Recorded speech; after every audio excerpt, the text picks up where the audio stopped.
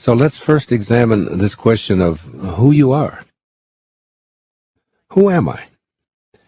Consider how many bodies you've occupied since birth. Who is the I that continues to leave one body behind and then enter another?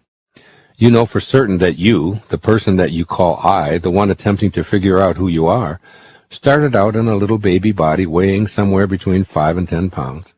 The I that is you fully entered and occupied that little baby body.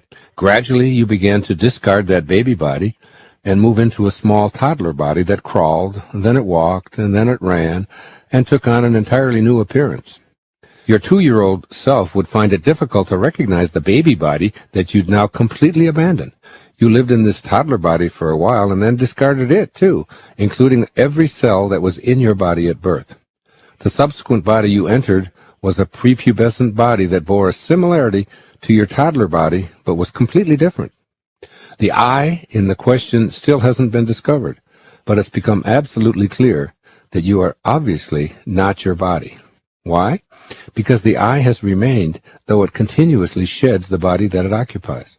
This strange phenomenon of you being an I that continuously enters, discards, and re-enters a new body has proceeded right up until this very moment.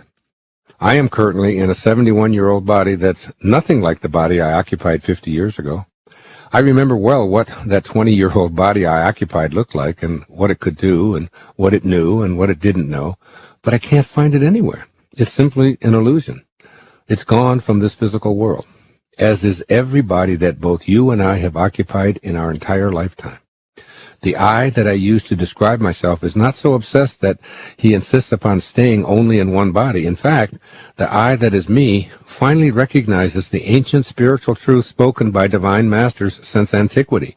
None of us are really doing anything. Rather, we, that is our bodies, are merely being done. What is your body being done by?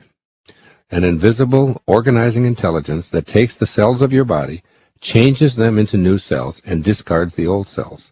The I that you think you are observes the entire process, for the most part helplessly. The physical body that you think of as you is rearranged in a pattern designed by a formless intelligence independent of your opinion.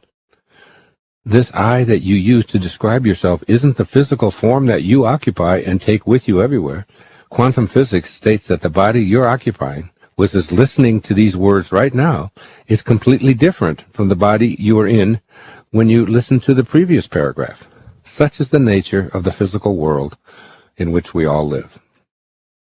The ancient philosopher Heraclitus put it this way several thousand years ago, and it's true today. Quote, "All things are in motion and nothing is at rest.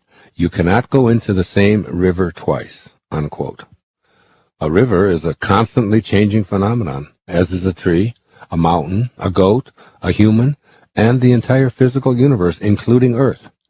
That which defines a thing, therefore, is not physical in nature, it's metaphysical. When asked what is real, an ancient spiritual avatar responded without hesitation, "That is real, which never changes." And since your body is in a continuous state of change, it really isn't real, according to this definition. If you try to find that toddler body you once occupied, you realize that it's not real, since it no longer exists. Even while you were in it years ago, you couldn't call it real, because the moment you pinpointed and defined it as real, it would be something else, something new. What you're calling real would already have disappeared. Still, you know with all of this change taking place that there is a changeless component to who you are. The I in that toddler body hasn't changed. It's in the body that you currently occupy. The I is your higher self, changeless and real. This higher self is who you are. When you make this discovery and consciously befriend the I that you are, nothing is impossible. Keep in mind that if it is changing, it's not real. The I in the question, "Who am I?" isn't anything that involves the physical you, since that continuously changes and disappears. Therefore, to answer the question, "Who am I?" with any reference to your body and its various talents, accomplishments, accumulations, or physical prowess, is to define yourself as unreal. Who you are, then, must be changeless, and therefore birthless, as well as deathless. Who you are is a formless energy, a spirit, if you will, with the capacity to be unchanged and at the same time occupy an infinity of bodies. Think about this. It is truly a bewildering phenomenon. You are changeless and therefore real.